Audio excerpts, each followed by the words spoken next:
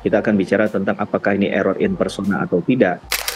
Ya, 17 lawan ini, jangankan 17, satu aja nggak sama, maka ini lemah. Tanpa didukung alat bukti lain. Berarti alat bukti saksi gugur. Pasti aku yakin 100% tidak ada di antara ahli itu yang menyebutkan bahwa pelakunya Peggy. Ini tanda tanya besar. Apa itu? CCTV. Bukankah saksi polisi? Ini catat loh. Saya curiga besar, mudah-mudahan aibnya nggak lari. Bisa jadi pelakunya itu aib. Dan satu lagi ya, kenapa ini yang kita harap-harap? Yang kita harap-harap. Saya sangat berharap pra-peradilan dan penyidikan ini bisa membuka dua alat bukti yang disebutkan di pengadilan. Yang ini tidak dibuka. Ini tanda tanya besar. Apa itu? CCTV. Bukankah saksi polisi, ini catat loh, saksi polisi anak buah Rudiana loh, bukankah saya ya, di BAP yang setebal gini, mengatakan mereka sudah menyita CCTV, 6 apa berapa, dan itu belum dibuka. Kenapa hakimnya on? Ya saya katakan on lah hakimnya. Di mana bapak hakim yang mutus itu? Mudah-mudahan sudah pensiun ya. Kalau belum pensiun harus dilacak loh hakim ini. Kalau masih aktif, hati-hati kalau dia mutus perkara. Perkara yang sedemikian hebat, pembunuhan tanpa didukung alat bukti forensik, dia berani menghukum orang seumur hidup. Catat ya, hakim yang ini.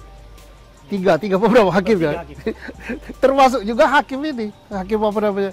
Hakim banding. Termasuk juga hakim kasasi. Catat ini.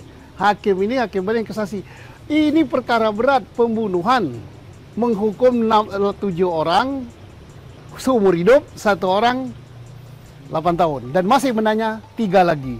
Ini hakim model apa? Hakim model ini gawat ini kalau Indonesia punya hakim kayak gini. Kenapa? CCTV kita harap dibuka. Mabes, buka CCTV itu. Kalau CCTV itu dibuka, yang 6 apa berapa yang sudah disita, di berita acara, kalau saya baca berita acara tebal ini, saya baca, CCTV belum dibuka. Terus apa lagi? HP. HP-nya Peggy, HP-nya siapa namanya? Vina, HP-nya siapa namanya? Eki, ditambah HP orang-orang yang dihukum ini disita. Apakah ada bukti percakapan? Ya, ada bukti percakapan, ada bukti WA, ada bukti video dan apa-apa. Ini belum juga dibuka. Nah, 2 ini alat bukti forensik. Susno Duaji keras mengatakan proses penegakan hukum kasus Vina Cirebon. Susno mantan Kabareskrim Polri mengatakan bahwa proses pengungkapan kasus ini terbilang amburadul. Susno juga beranggapan, jangan-jangan pelaku utamanya adalah Aib, karena dia yang mengetahui nama-nama semua pelaku. Lantas, Ibtu Rudiana juga perlu dicurigai atas kekacauan seluruh masyarakat Indonesia ini. Susno juga menggaris bawah semua hakim dahulu, dan perlu dicatat juga, hakim yang memproses hari ini, agar tidak mengulang kejadian lalu karena masyarakat akan marah. Kalau saya jadi polisi, jadi penyidik sekarang ini, yang saya perdalam adalah apa namanya? Aib. Kenapa? Adanya nama 11 nama itu berasal dari berita acara Rudiana. Rudiana tidak ada di TKP. Rudiana dari mana? Pasti dari Aib. Sama siapa lagi satu? Dede. Ya. Sama satu lagi Mel. Ini yang harus diperiksa. Rudiana diperdalam, dari mana dapat nama 11 ini? Karena ada di berita acara Rudiana. Terus Aib dari mana tahu 11 ini? Ngasih tahu Rudiana. Kemudian Dede dari mana? Jangan-jangan ini pelakunya. Ya, saya tidak duduk ya. Jangan-jangan si Aib ini pelakunya. Kok dia bisa tahu persis? Nah, ini saya curiga besar. Mudah-mudahan Aibnya nggak lari. Bisa jadi pelakunya itu Aib. Putusan pengadilan. Putusan pengadilan ini bukan alat bukti. Putusan pengadilan menyebutkan Peggy. Nah, apakah Peggy yang ditangkap ini? Bukan, itu yang harus dibuktikan juga. Nah, kalau keterangan terdakwa atau tersangka jelas menolak kan? Berarti nggak ada. Terkecuali Polri atau penyidik menunjukkan sesuatu yang belum pernah kita lihat. Misalnya, nah ini kan ada sidik jari, ada laborat, ada HP, ada CCTV, ada segala macam ini, dan itu menyatakan bahwa Peggy punya pelaku. Darah korban ada di Peggy, sperma Peggy ada di Vina. Siapa yang mirip Peggy, yang Peggy Setiawan ya, yang di mana itu, yang di Cianjur.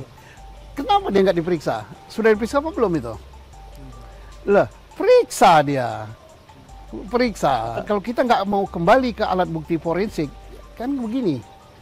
Yang sudah dihukum menolak, mengatakan dia tidak. Mana? Oke lah, hakim bertanggung jawab pada Tuhan. Tapi kita lihat aja nanti, benar nggak putusannya? Iya Kak, tidak ada putusan hakim yang mendapat kontra seperti ini. Bukan saya loh.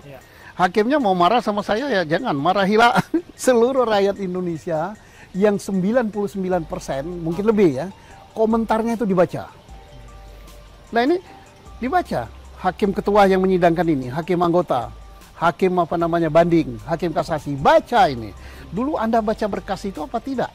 Kalau baca berkas, Anda percaya pada berkas itu apa tidak? Nah makanya kembali ke kito daripada persidangan dan pembuktian itu, yang dibuktikan itu berdasarkan alat bukti, fakta hukum yang terungkap di persidangan.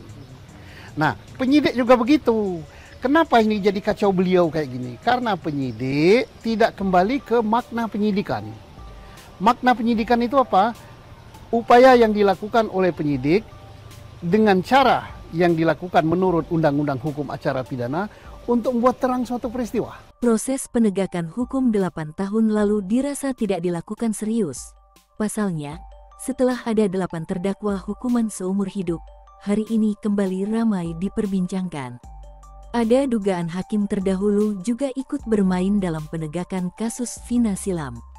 Susno juga menggaris bawah semua hakim dahulu, dan perlu dicatat juga, hakim yang memproses hari ini, agar tidak mengulang kejadian lalu karena masyarakat akan marah. Kita akan bicara tentang apakah ini error in persona atau tidak. Sebenarnya masih bisa ada pertanyaan lanjutan berkaitan dengan apa konsekuensinya ketika seseorang itu ditetapkan tersangka tapi tanpa pemeriksaan.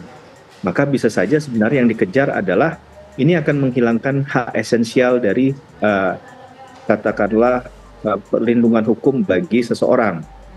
Dan ketika dia akan memberikan jawaban atau dia membantah, itu menjadi hilang haknya ketika dia hanya langsung ditetapkan menjadi tersangka tanpa sebelumnya melewati proses pemeriksaan. Nah itu yang kata-kata itu yang saya terlewat tapi tidak muncul secara utuh di sana. Dan ketika itu di bypass, ini kan bisa kemudian jadi abuse.